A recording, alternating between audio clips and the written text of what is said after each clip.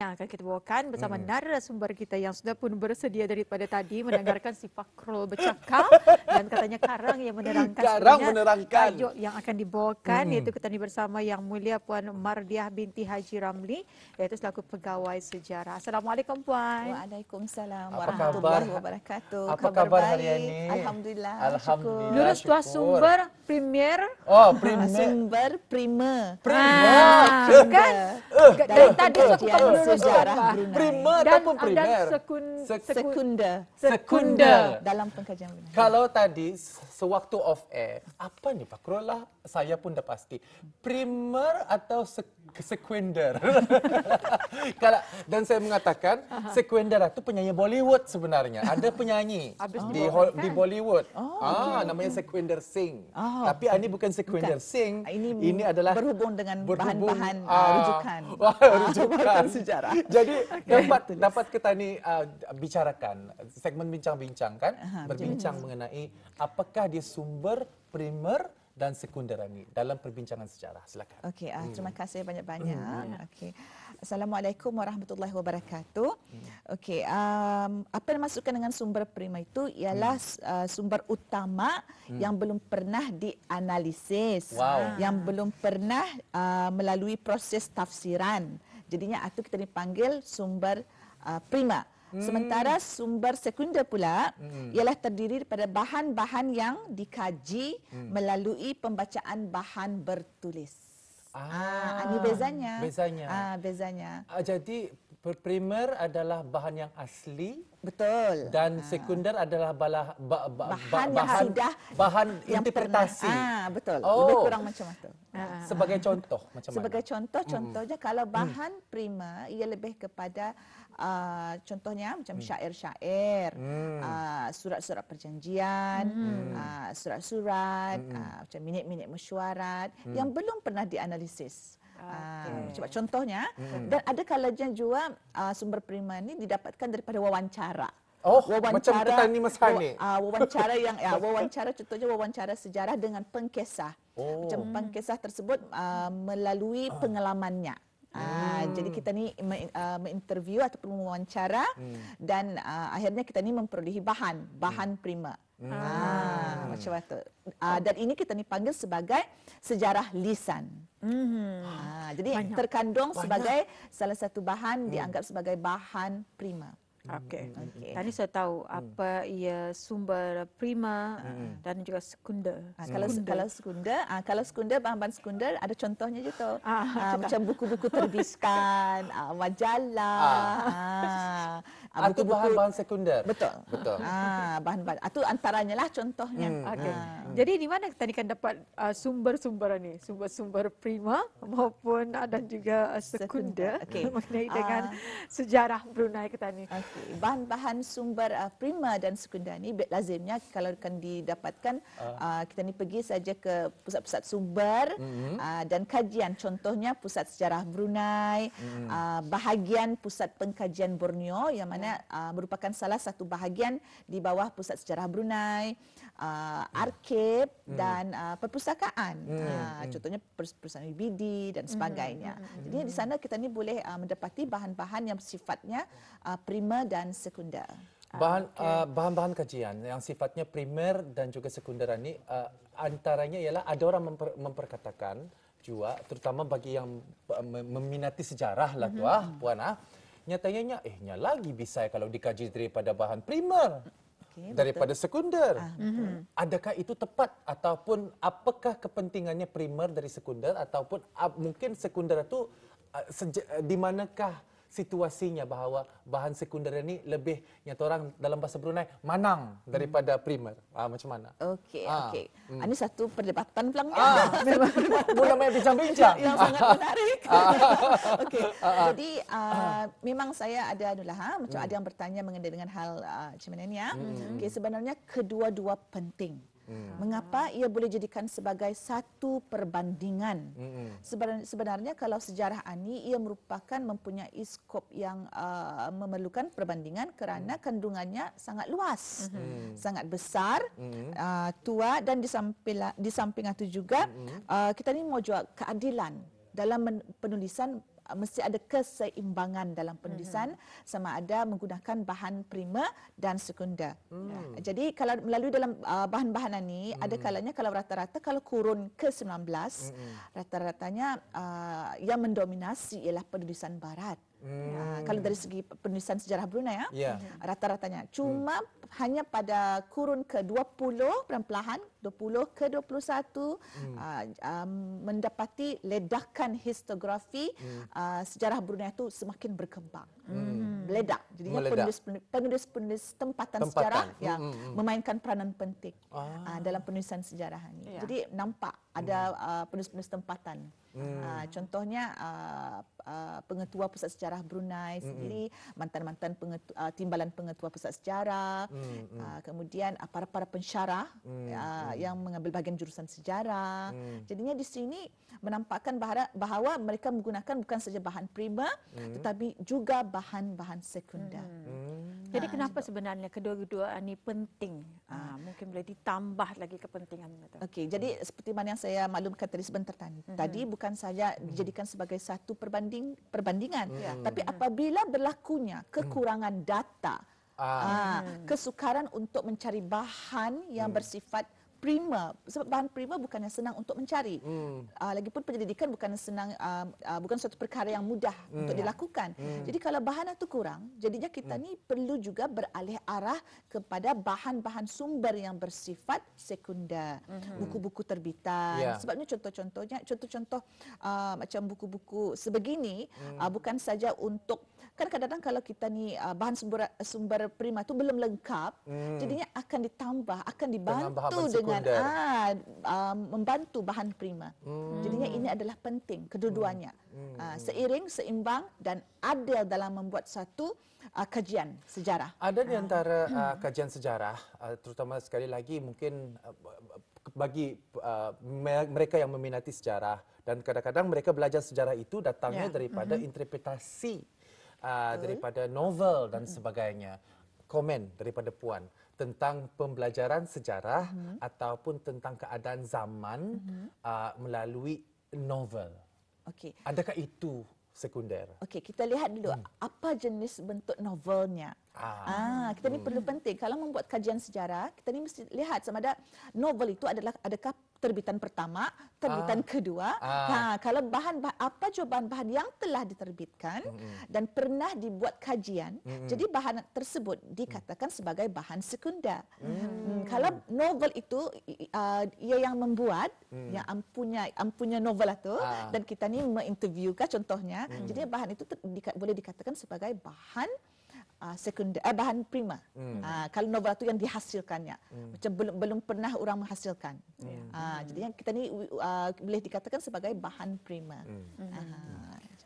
Jadi sebetulnya memang banyak, tapi mungkin ada di antara penonton kita belum boleh memahami apa sebenarnya yang kita bincangkan pada pagi ini. Mungkin Puan boleh memberikan contoh lagi kepada mereka apa dia bahan primer dan juga bahan sekunder. Okey, jadinya ingin saya perjelaskan lagi kalau bahan-bahan primer, bahan yang belum pernah dianalisis. Okey, contohnya segala minit-minit mesyuarat, contohnya yang seperti mana yang surat-surat perjanjian, sebab memang kita ni terdapat surat-surat perjanjian yang belum dikaji. Jadi dialurkan datang ke Pusat Sejarah Brunei ataupun ke bahagian Pusat Pengkajian Borneo untuk mengenali lebih dekat lagi mengenai dengan bahan-bahan primer. Okey, selain daripada itu terdapat juga syair-syair. Contohnya saya bagi contoh syair rakis, syair Rajang Hari, syair perlembagaan, dan syair bermacam-macam lagi syair yang belum dibuat kajian. Bagaimana pula dengan pantun-pantun? Pantun-pantun yang datangnya daripada kadang-kadang bukan dijilidkan tetapi mungkin daripada perbualan, percakapan, daripada memori sejarah nenek moyang Ketani. Kadang-kadang Tani dapat tu misalnya daripada tanyanya aninya kena anunya mulah nikunya bagi pantun aninya macam-macam tu. Kadang-kadang tata bahasa ayat-ayat tersebut. Adakah itu termasuk dalam sejarah lisan? Okey. Sejarah lisan seperti mana yang saya perjelaskan tadi, sejarah lisan ni kira aja dari pengalaman orang itu sendiri ya, pengalaman. Kita ni mewawancara macam saya sama pengkisah, saya mewawancara melalui pengalamannya tu Tapi kalau diperturunkan Itu sekunder. kita dipanggil sejarah tidak sejarah tadi sejarah lisan ini kita dipanggil tradisi lisan. Lain lagi, tidak sama. Sejarah lisan lain, tradisi lisan lain. Jadi kita ni berbalik semula sama ada bahan sumber sekunder ataupun primer. Kalau tradisi lisan primer atau boleh sekunder? dikatakan sebagai kita ni boleh panggil sebagai bahan prima. Lihat macam mana bentuk keadaannya lah. Betul. Kita ni lihat macam mana bentuk pengisian sejarahnya. Kadang-kadang begitu sukar untuk menetapkan. Kalau berbentuk macam ini sejarah lisan, ini tradisi lisan. Kita ni mesti lihat macam mana wawancara itu dijalankan. Jadi dapat dikatakan sebenarnya tidak ada susah untuk dihitam putihkan. Kalau dari segi bahan yang ketara, maksudnya senang untuk kita ni mentafsirkannya. Tapi kalau bahan itu macam yang ketara, kalau yang macam sukar untuk kita ni lihat pelbagai aspek yang perlu diteliti. Sama ada bahan itu sifatnya primer ataupun sekunder, khususnya kalau wawancara lah. Tapi itu baru prima. Satu saya lagi. Suka. Itu baru prima. Sekundernya mana? Okey, sekundernya macam mana? Okey, kalau mengada dengan bahan sekunder, ini maklumnya macam bahan-bahan terbitan, macam sejarah, macam buku-buku sejarah, buku-buku itu seperti mana saya maklumkan tadi, majalah-majalah. Dan selain daripada itu laporan-laporan. Kalau laporan itu contohnya kalau ini lain lagi nih, kalau laporan jenisnya macam bis kita keluar negara contohnya mencari bahan, bis kita mencari bahan dan membuat laporan itu sendiri. Itu kita dipanggil bahan prima tu. Tapi kalau laporan yang sudah bercetak dan kita merujuk kita ni merujuk bahan itu melalui pembacaan itu dikira sebagai bahan sekunder. Aduh, pening. Paning membagi hayung. Tapi oleh kerana Fakrul tu katanya paning. Tapi saya suka. Di mana ketanikan orang melihat sendiri tempat tani macam orang contoh-contohan ni, adakah boleh untuk dibuatkan satu lawatan kepada orang ramai? Untuk lebih mengetahui secara lebih lanjut. Bagi orang ramai, dialurkan datang ke Pusat Sejarah Brunei ataupun ke bahagian Pusat Pengkajian Borneo. Bagi mereka yang berminat untuk mengkaji sejarah Brunei, sejarah Brunei ataupun pencinta sejarah, dialurkan datang ke Pusat Sejarah seperti yang saya maklumkan tadi kedua-dua itulah tempat. Dan bis kita juga boleh pergi ke Arkib Negara. Arkib Negara sebab mereka pun ada mempunyai bahan-bahan primer dan sekunder. Begitu juga perpustakaan. Mungkin perpustakaan yang sifatnya institusi. Ataupun boleh memang mereka terdapat je lah bahan-bahan yang sifatnya macam yang primer dan sekunder. Jadi ada 4 tempat tu. Tadi di mana letaknya? Antara tempat-tempat yang boleh dikunjungi untuk mengetahui lebih dekat lagi apakah bahan primer dan apakah bahan sekunder. Tadi tu Puan di mana? Borneo bahagian Pusat Pengkajian Borneo di Anggrek Desa. Di Anggrek Desa. Dan Pusat Sejarah Brunei di Bandar. Jadi itulah tempat ketanikan boleh melihat sendiri di mana bahan-bahan ini ada sebetulnya. Jadi kalau Puan sendiri, saranan Puan dengan topik yang kita bincangkan pada hari ini.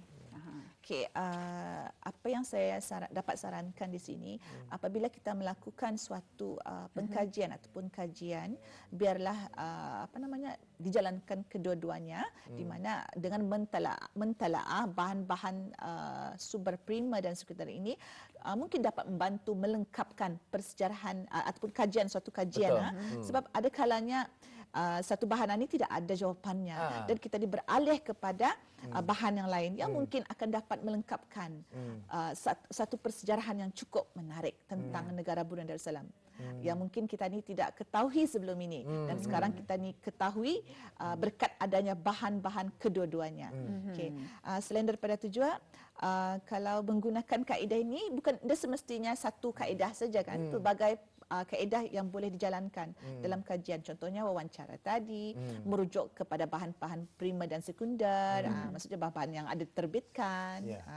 Dan yang paling utama, yang paling bagi pengkaji, apa je, ini semestinya pengkaji sejarah, mungkin mungkin pencinta sejarah. Pencinta sejarah, mana-mana Ya. pengkaji lah. Mesti ada sifat kesabaran, ketekunan, komitmen dan konsistensi dalam menjalankan suatu kajian sejarah. Dan apabila kita ni memperkatakan tentang penyelidikan ni, artinya ialah perjalanan kita ni menuju sesuatu yang benar atau menuju sesuatu fakta. Betul. Jadi kita ni percaya sahaja bahawa ini mungkin bukan di luar daripada topik, tapi masih lagi berbincang tentang sejarah. Boleh. Apa komen tentang mitos?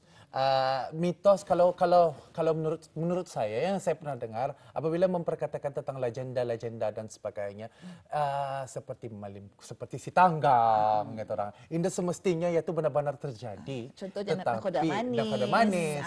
Indah semestinya benar-benar terjadi, tetapi yang benar-benar terjadi itu ialah sikap sombong yang harus kita ni indah ikuti, yang relevan sepanjang zaman. Komen daripada Puan sebagai penutup. Ini pendapat saya sendiri Okey. Kalau macam contohnya macam mitos berbentuk yang macam contohnya macam nakoda manis apa-apa jua bentuk pengajaran di dalamnya memang dapat orang saya rasa boleh digunakan sebagai bahan dalam memberikan support information, support system bagi fakta, bagi fakta. Walhal mesti juga kita ni merujuk mengupasnya daripada bahan-bahan yang contohnya nakoda manis dalam penceritaan kan orang dulu-dulu ada menceritakan dan bila kita ni mendengar ia passing turun temurun ceritaan ni. Jadi sudah menjadi satu tradisi lisan. Jadi ia turun-turun dan ini daripada tapi relevansinya sepanjang zaman. Jadi dia dikira sebagai satu persejarahan kan? Bagi kita ni untuk belajar dari sejarah.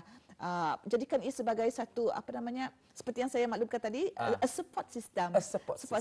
Jadi penting juga kan fakta-fakta macam mana ni kita digunakan kalau dari segi sudut sejarah ni kita digunakan sebagai contoh pengajaran dalam sejarah. Artinya dari macam matutah sebenarnya cara tadi menghayati sejarah itu dan memesrakan sejarah itu untuk kehidupan kita ni. Jadi kita mengucapkan ribuan terima kasih kepada Puan Mardiah binti Haji Ramli, pegawai sejarah daripada Pusat Sejarah Brunei. Terima kasih. Sama-sama. Nanti sama-sama lagi kita ni. Nanti satu sumber primer, satu segmen lagi sekunder. Boleh.